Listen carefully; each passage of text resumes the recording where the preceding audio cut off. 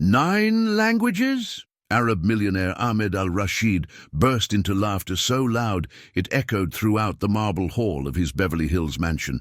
Kid, you can't even clean windows properly like your mother.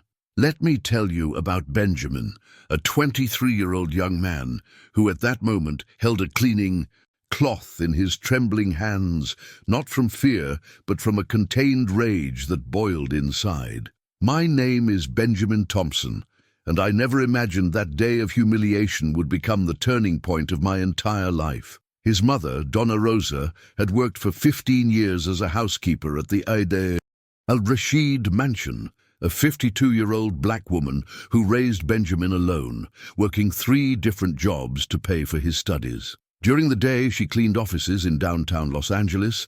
In the afternoon, she took care of the al-Rashid house, and in the early morning hours, she worked as a cleaning assistant at a hospital. Her calloused hands and aching back were the price she paid so her son could have a chance in life. That Saturday in March, she had asked Benjamin to substitute for her because she was having an arthritis flare-up in her hands. Son, I can't even hold the cloth properly.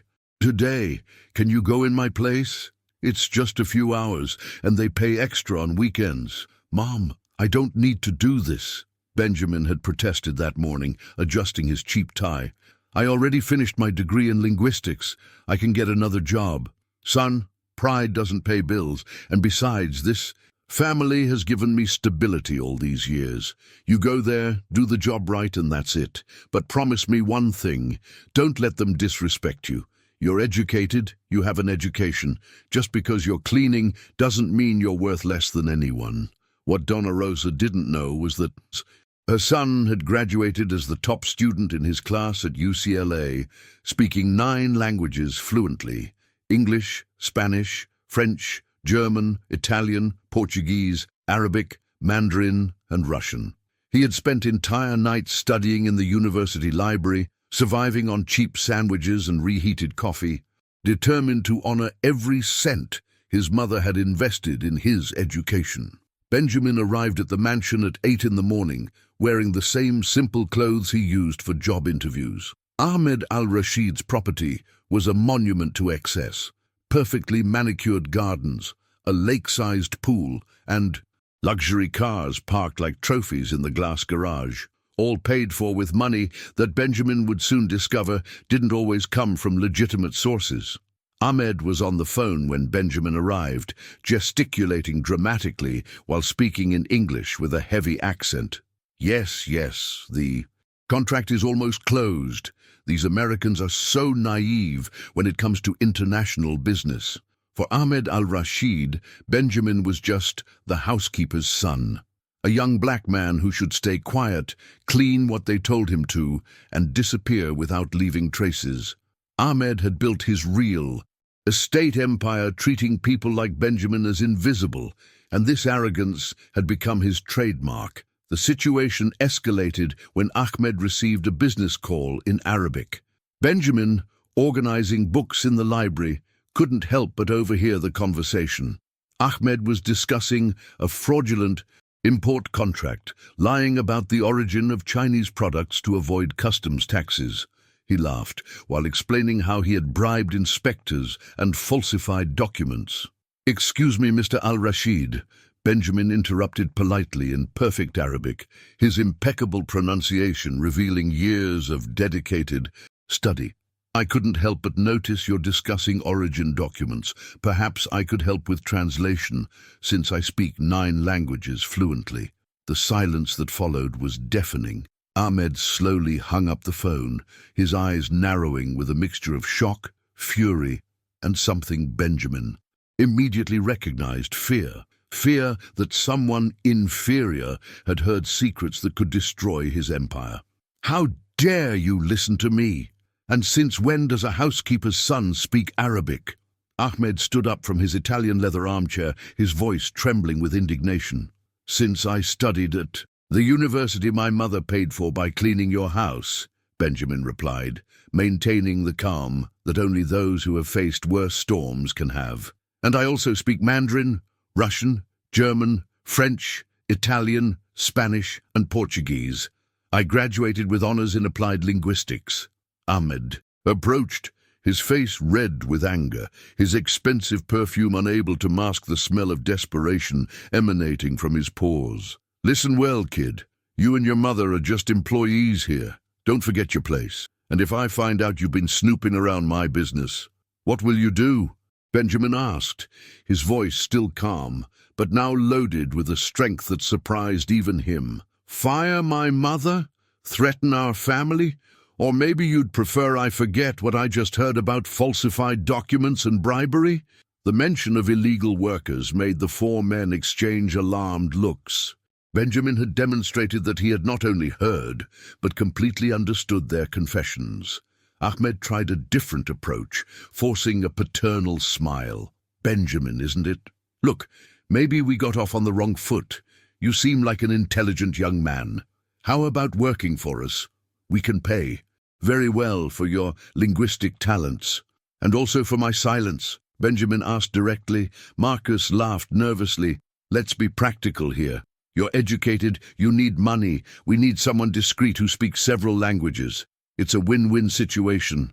Benjamin pretended to consider the proposal, but was actually buying time to process the gravity of the situation. These men had just confessed to crimes that could result in decades in prison, and now they were trying to buy him or intimidate him to ensure his silence. How much are you offering? Benjamin asked, his voice neutral. Vladimir smiled, thinking he had found the young man's price. $50,000 to start, just for you to forget our conversation today and maybe help us with some translations in the future. 50,000? Benjamin repeated as if impressed. That's a lot of money for someone like me. Ahmed visibly relaxed. Exactly. See how reasonable we can be? You take the money, your mother never has to clean other people's houses again, and everyone's happy. But Benjamin had learned something important that day.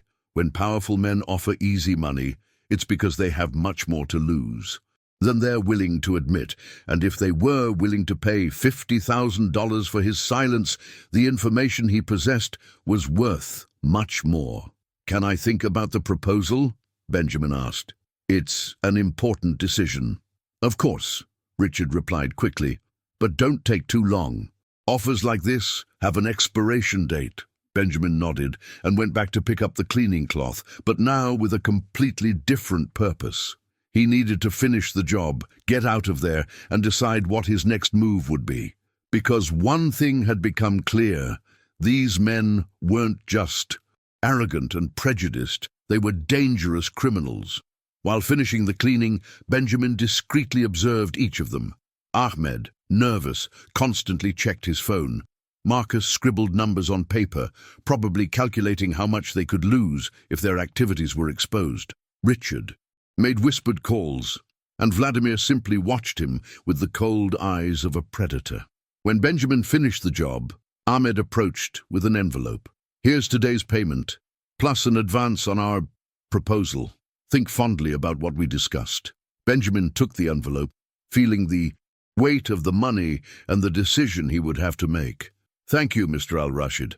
I'll think about it very fondly. Leaving the mansion, Benjamin knew his life had changed forever. He had in his hands information that could destroy four of the most powerful men in Los Angeles, but he also knew these same men wouldn't hesitate to destroy him and his mother if necessary. Walking toward the bus stop, Benjamin made a decision that would change not only his life, but also the fate of all those arrogant men. He wouldn't accept the bribe, wouldn't stay silent in the face of injustice, and definitely wouldn't allow them to continue exploiting people like his mother. But first, he needed a plan, and Benjamin knew exactly where to start. If you're enjoying this story of overcoming, don't forget to subscribe to the channel, because what happened next changed not only Benjamin's life, but revealed secrets these millionaires never imagined anyone would discover. What Ahmed didn't know was that Benjamin had spent recent years not only studying languages, but also observing, learning, and most importantly, storing information. During the times he had visited the mansion to pick up his mother, he had memorized conversations, noted names, and built a mental file about the Al-Rashid family's questionable activities. And when three of the most powerful men in Los Angeles arrived at that mansion to humiliate a young black man, they had no idea they were about to face someone who knew their darkest secrets and had the intelligence necessary to use them. 30 minutes later, the Al-Rashid mansion transformed into a true circus of arrogance. Marcus Steinberg arrived first in his red Ferrari, followed by Richard Blackwood in a black Bentley, and finally Vladimir Petrov in a limousine that seemed to have come straight out of a mafia movie. Their wives accompanied them, all carrying purses that cost more than Donna Rosa earned in an entire year. "So this is the language genius?" Marcus mocked, adjusting his designer glasses while observing Benjamin as if he were an exotic animal in a zoo. "Ahmed, are you sure he's not just repeating phrases he memorized from Google Translate?" Benjamin continued cleaning silently, but his ears caught every word, every nuance of contempt in their voices. He had learned early that powerful people reveal their secrets when they believe. They're surrounded only by inferiors, and at that moment they had no idea they were facing someone who understood not only their words, but also their intentions. Richard Blackwood, a real estate magnate known for his questionable practices, laughed loudly. "Let me test this boy. Hey, kid!" He shouted in poorly pronounced French. "Say something in French for us." Benjamin stopped cleaning and responded in perfect French. "Monsieur Blackwood, I could recite all of Molière, but I'm sure you wouldn't understand even the simplest parts, considering your pronunciation suggests you learned French watching cartoons." The silence was broken by the hysterical laughter of Svetlana, Vladimir's wife. "My God, he really speaks, and he was even sarcastic." Vladimir, a Russian oligarch who had fled his country after corruption scandals, didn't find it funny. "Too smart a boy can be dangerous," he muttered in Russian to his wife, not imagining Benjamin understood every word. Benjamin responded in fluent Russian.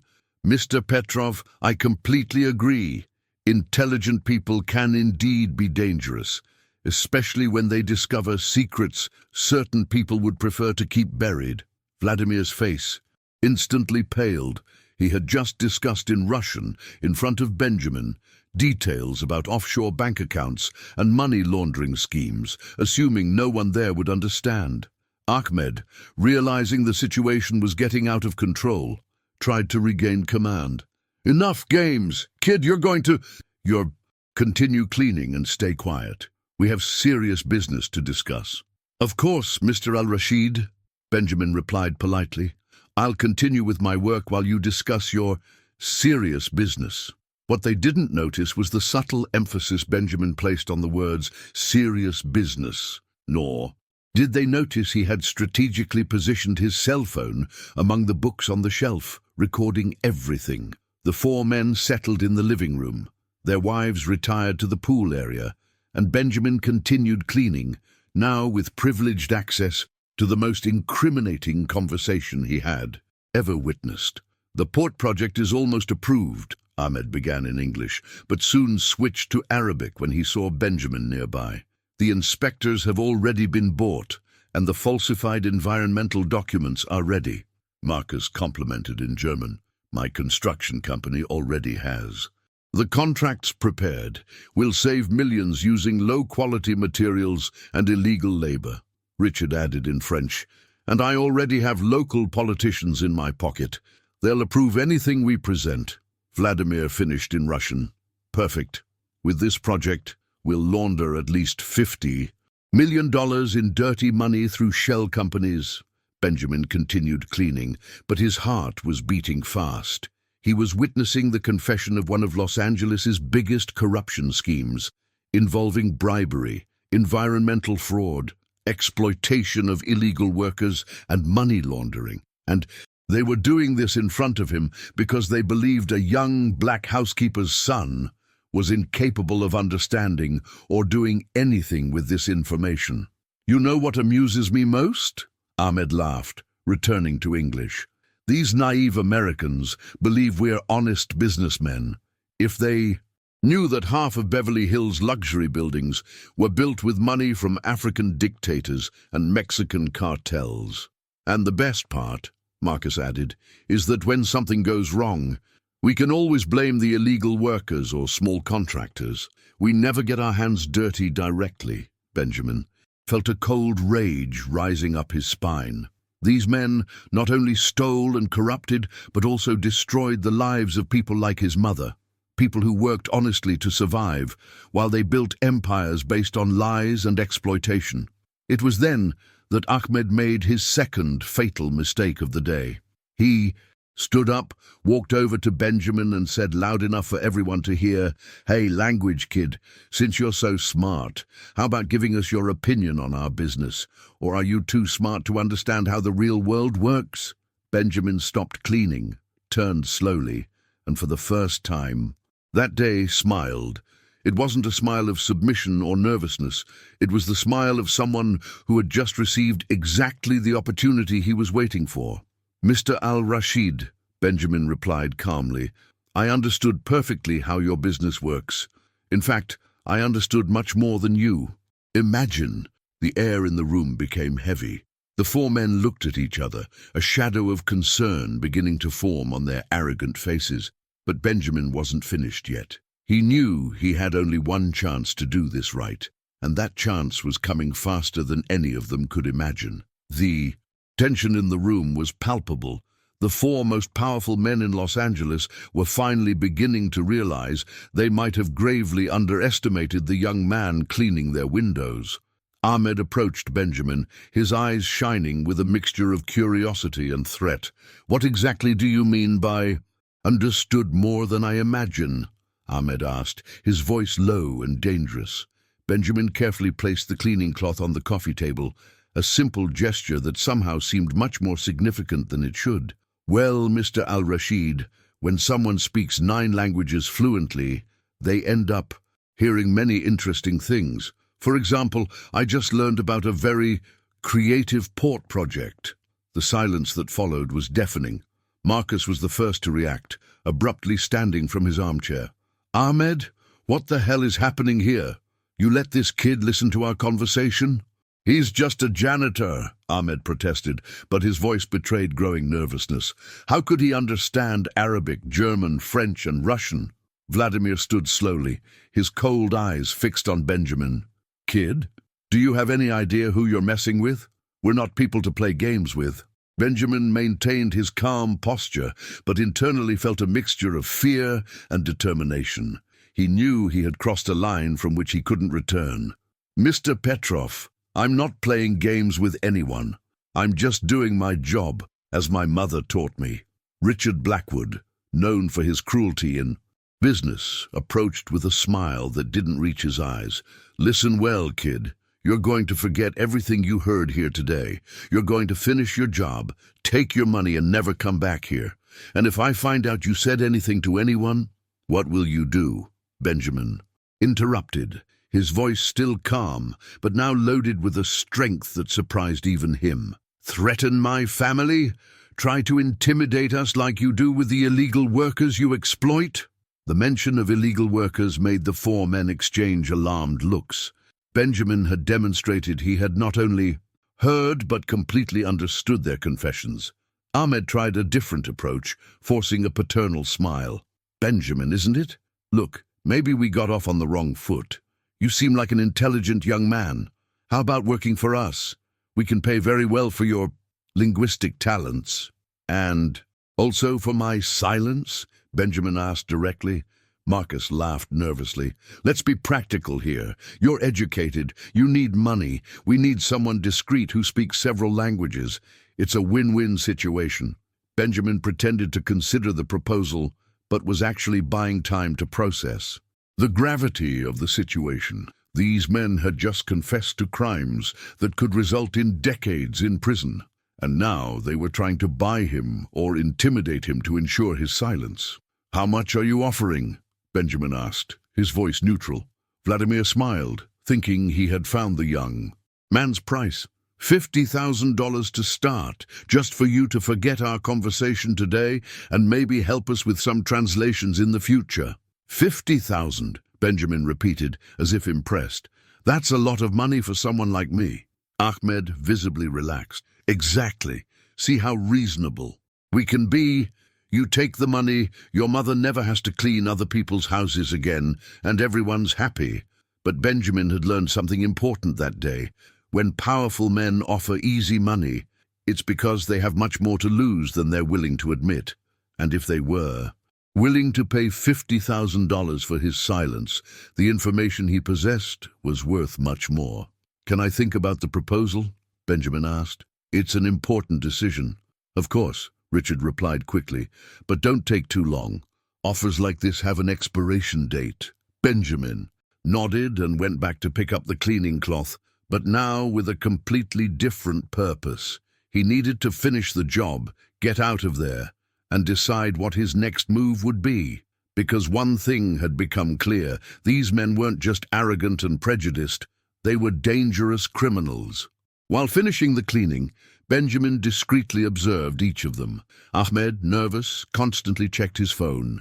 Marcus scribbled numbers on paper, probably calculating how much they could lose if their activities were exposed. Richard made whispered calls, and Vladimir simply watched him with the cold eyes of a predator. When Benjamin finished the job, Ahmed approached with an envelope. Here's today's payment, plus an advance on our proposal. Think fondly about what we discussed. Benjamin took the envelope, feeling the weight of the money and the decision he would have to make. Thank you, Mr. Al-Rashid. I'll think about it very fondly. Leaving the mansion, Benjamin knew his life had changed forever. He had in his hands information that could destroy 4 of the most powerful men in Los Angeles, but he also knew these same men wouldn't hesitate to destroy him and his mother if necessary. Walking toward the bus stop, Benjamin made a decision that would change not only his life, but also the fate of all those arrogant men. He wouldn't accept the bribe, wouldn't stay silent in the face of injustice, and definitely wouldn't allow them to continue exploiting people. Like his mother. But first, he needed a plan, and Benjamin knew exactly where to start. Benjamin arrived home that night with his mind buzzing with possibilities. Donna Rosa was in the kitchen preparing dinner, her hands still aching from arthritis. But her face lit up when she saw her son. How was work, son? I hope they treated you well. Benjamin looked at his mother, this strong woman who had sacrificed everything for him, and felt an iron determination solidify in his chest. It was educational, Mom. Very educational. He didn't tell her about the threats, the bribery, or the criminal confessions he had witnessed. Instead, he spent the entire night in his room, meticulously planning each step of what would be the most intelligent revenge Los Angeles had ever seen. Benjamin knew he couldn't face these men alone. He needed allies, and he knew exactly where to find them. His first call was to Sarah Martinez, an investigative journalist from the Los Angeles Times who had been his classmate at UCLA. Sarah was known for her courage in exposing corruption schemes, even when it meant facing powerful people. Benjamin, what a surprise! How are you? Sarah answered cheerfully. Sarah, I need to meet you. I have a story that could change your career and clean Los Angeles of some of the city's worst criminals. There was a pause. Sarah knew Benjamin well enough to know he didn't exaggerate. Where and when? Tomorrow, breakfast at Mel's Diner on Sunset. And Sarah, bring your recorder.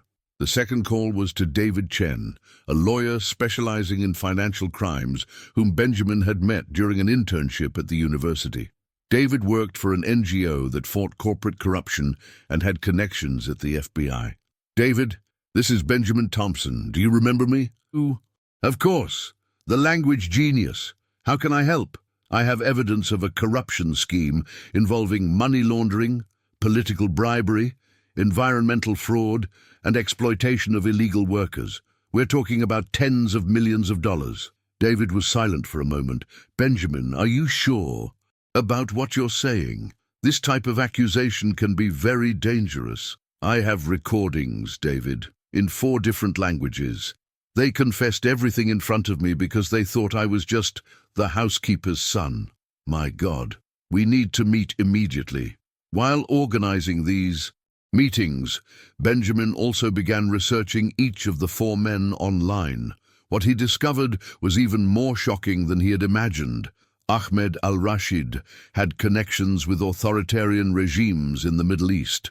Marcus Steinberg had been investigated for tax fraud in Germany. Richard Blackwood had lawsuits for racial discrimination in his companies. And Vladimir Petrov was wanted by Interpol for money laundering. But Benjamin knew that information alone wasn't enough. He needed a strategy that would not only expose them, but also prevent them from retaliating against him and his mother. The next morning, Benjamin first met with Sarah at Mel's diner.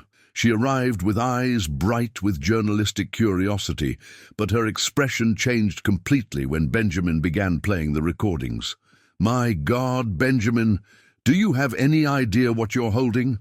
This isn't just a story, it's a journalistic nuclear bomb. I know, and that's why I need your help. These men are dangerous, Sarah. They already tried to bribe me, and if that doesn't work, they'll move to more serious threats." Sarah nodded gravely.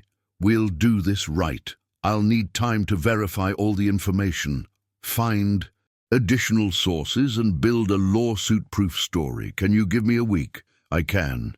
But Sarah, there's one more thing. I want this story published simultaneously in several outlets, not just the LA Times, but also national networks. The greater the exposure, the harder it will be for them to suppress it." The meeting with David Chen was even more productive. The lawyer listened to the recordings with an increasingly serious expression, taking detailed notes. "Benjamin, this is enough evidence for at least 10 different federal charges, but you're right to be cautious. Men with this level of power and money won't passively accept being exposed. What do you suggest? Let's make a formal complaint to the FBI, but coordinated with the publication of the journalistic story. That way, when the story goes public, authorities will already be investigating.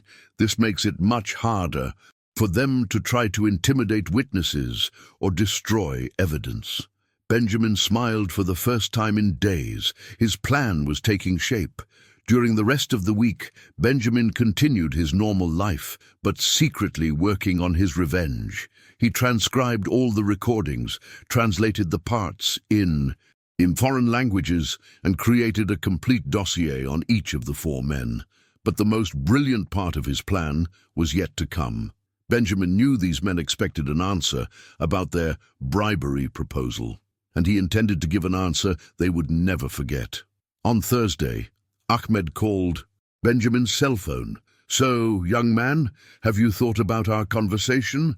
"Yes, Mr. Al-Rashid, I thought a lot. Can I come by on Saturday to give a definitive answer?" "Perfect. I'll gather the others. I'm sure you made the right decision." Benjamin hung up the phone and smiled. Ahmed was right about one thing. He had made the right decision. It just wasn't the decision they expected. If you're following this incredible story of justice, don't forget to subscribe to the channel, because what Benjamin planned for that Saturday was a lesson those arrogant men would never forget. The young man they had underestimated was about to show that true intelligence knows no color, social class, or origin. And when 4 of the most powerful men in Los Angeles gathered again in that mansion, they would discover they had messed with the wrong person. Block 5. Climax. Revenge is executed. With plot twists, Saturday arrived with a perfect blue sky over Beverly Hills, but the storm Benjamin had prepared was about to descend on the Al-Rashid mansion. He arrived punctually at 2 in the afternoon, wearing the same simple suit, but this time carrying a leather briefcase that had belonged to his late grandfather. Ahmed received him with a confident smile, clearly expecting Benjamin to accept the bribe. "Punctual as always. The others are already here. Let's resolve this once and for all." In the living room, the 4 men were seated in their leather armchairs, drinking expensive whiskey and smoking Cuban cigars. Their wives had gone shopping, leaving them free to negotiate with Benjamin. "So, language kid," Marcus began condescendingly, "I hope you made the intelligent decision." Benjamin sat calmly in the chair offered to him. placed the briefcase on his lap and smiled. "Gentlemen, I really thought a lot about your proposal, and I came to a definitive conclusion." Vladimir leaned forward, his cold eyes shining with expectation. "And what is your answer?" "My answer is no." The silence that followed was broken by Richard's incredulous laughter. "No, kid, do you have any idea what you're refusing? $50,000 is more money than your family sees in years." Benjamin calmly opened his briefcase and removed a pile of organized documents. "Gentlemen, during this week I did some interesting research. I discovered fascinating things about you." Ahmed frowned, a shadow of concern crossing his face. "What kind of research?" "For example," Benjamin began, leafing through his papers, "I discovered that Mr. Al-Rashid has undeclared bank accounts in the Cayman Islands totaling $12 million, money that, curiously, coincides with the amounts African dictators deposited in your shell companies." Ahmed's face instantly paled. Where did you get this information?" Benjamin continued imperturbably. "Mr. Steinberg, I discovered that your construction company uses a network of subcontractors that exclusively employ illegal workers, paying below minimum wages and without any labor protection. Interesting how this reduces your costs by 60%.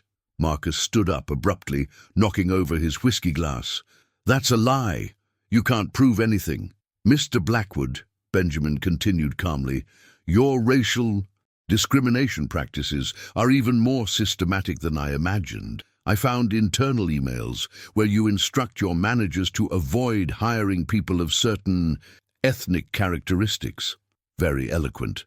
Richard was visibly trembling with rage. "Where did you get those emails? That's invasion of privacy." "And Mr. Petrov," Benjamin concluded, "your situation is the most interesting.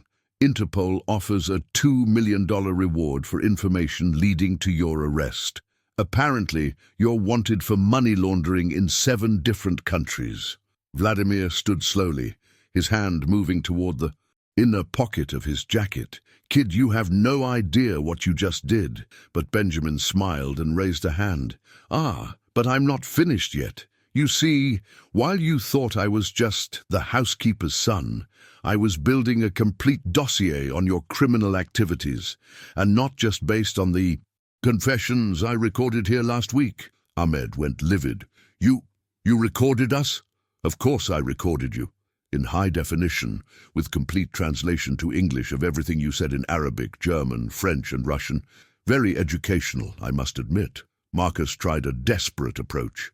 "Listen, Benjamin, we can increase the offer. 100,000, 200,000, whatever you want." Benjamin shook his head.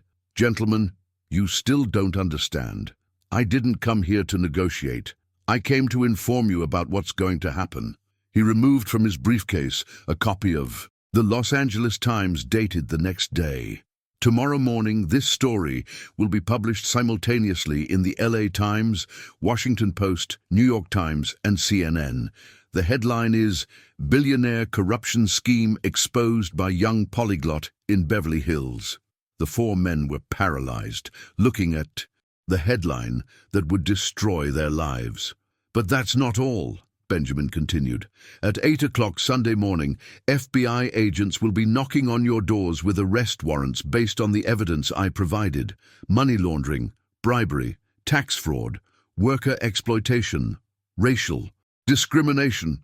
The list is extensive." Vladimir finally exploded. "You can't do this to us. We're important people. We have connections." Benjamin stood calmly.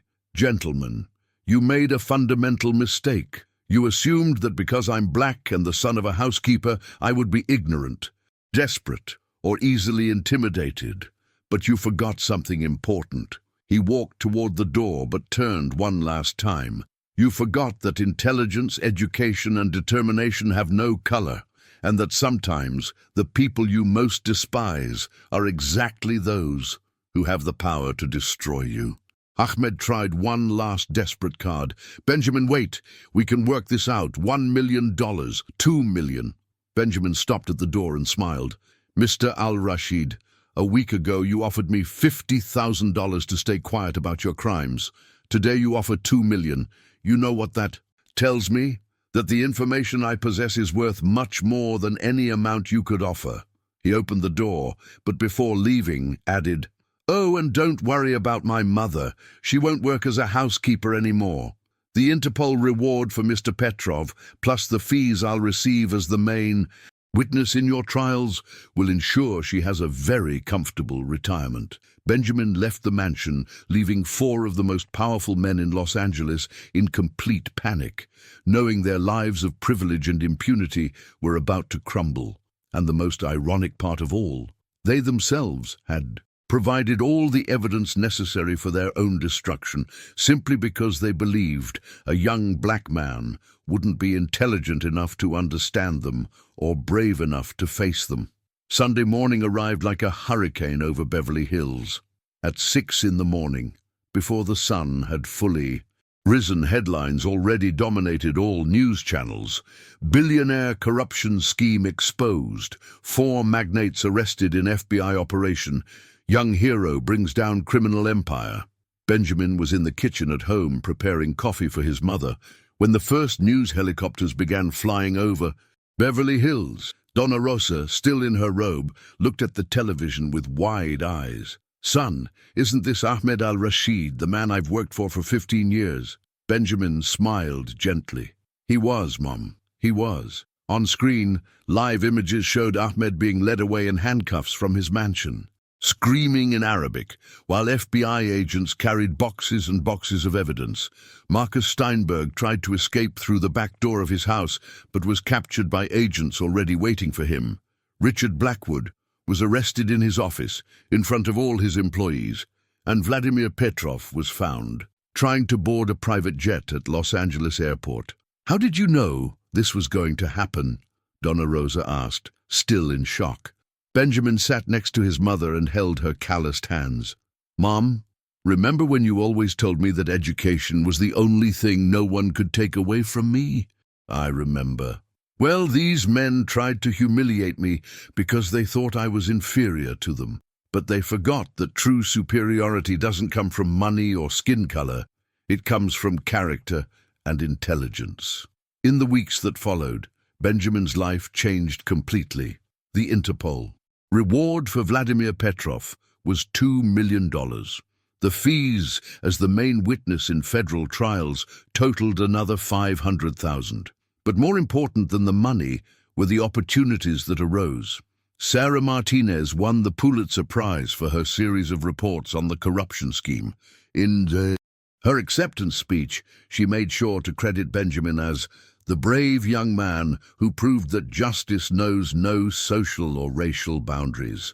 David Chen was promoted to director of his NGO and offered Benjamin a position as a consultant specializing in international financial crimes. Your linguistic skills, combined with your moral courage, make you exactly the kind of person we need to fight global corruption. But the most significant transformation happened in Benjamin's own community. Donna Rosa never had to work as a housekeeper again.